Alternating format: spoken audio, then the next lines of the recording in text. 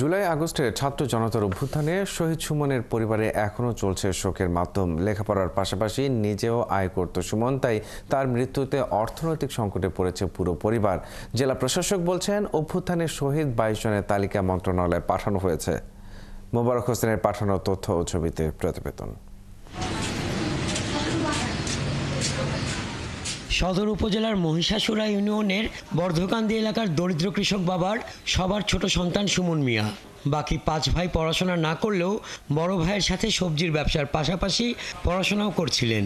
মাধবদী জামেয়া ই এমদাদিয়া দাখিল মাদ্রাসা থেকে আসন্ন 2025 সালের দাখিল পরীক্ষার্থী সুমন মিয়া 20 জুলাই মাধবদী থানার সামনে বৈষম্য বিরোধী আন্দোলনের সময় গুলিবিদ্ধ হন। 34 দিন চিকিৎসাধীন থাকার পর BSMMUতে মারা যান। 2 মাসেও শোকে বিহ্বল দিশেহারা শহীদ সুমনের পরিবার, আর এলাকাবাসী স্মরণ করছেন অমায়িক আচরণের সুমনকে। বড় ভাই লোক লেখাপড়া কামও করছে, আবার লেখাপড়াও করছে।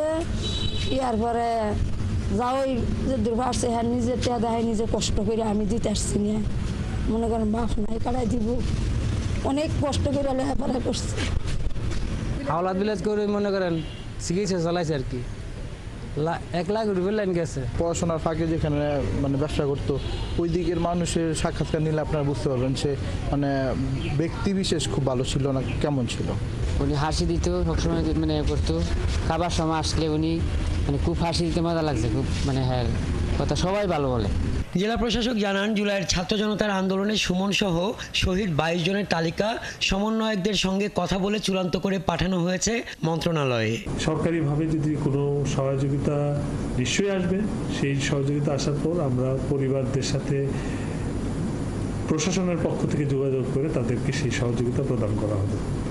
আরেকটি বিষয় উল্লেখ্য যে কিছু প্রতারক ইতিমধ্যে সেই শহীদ পরিবারদের কাছে ফোন করে বিভিন্নভাবে প্রতারণার মাধ্যমে তাদের কাছে অর্থ হাতিয়ে নিচ্ছে। আমি আপনাদের মাধ্যমে জানাতে চাই যে সরকারিভাবে যদি কোনো সহযোগিতা যখনই আসবে, তখন প্রশাসন সরাসরি তাদের সাথে যোগাযোগ করে সেই কাজটা সম্পাদন করবে। সরকারি বেসরকারি সহায়তা পেলে সুমন সহ শহীদ 22 পরিবারের অর্থনৈতিক সংকট কাটবে বলে অভিমত এলাকাবাসীর। হাসান আহমেদ, 71।